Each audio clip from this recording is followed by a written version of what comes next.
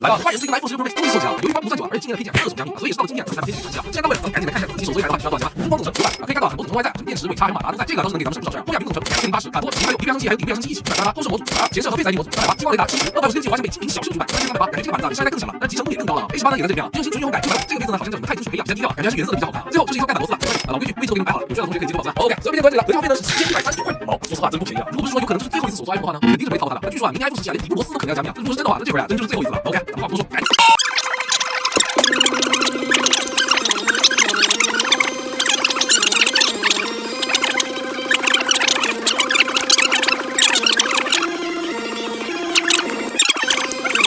哇，别上屏幕直接扣紧就可以了。我再锁紧顶部的克螺丝。OK，耗时23分钟，恭喜你成为尊贵的 iPhone 16 Pro Max 机主啊！哇，来开机。哎，轻轻松松啊，全新微机火打兄弟们！测试了一下，大部分功能没啥问题啊，就这个虚拟键变焦，说实话不是特别顺手，AI 用不了，好像也没什么能给大家展示的。不过呢，这次也算安全下车了，毕竟啊，咱们这次的配件选择还是相对保守的，自己在家的话呢，还是不太建议你们尝试了。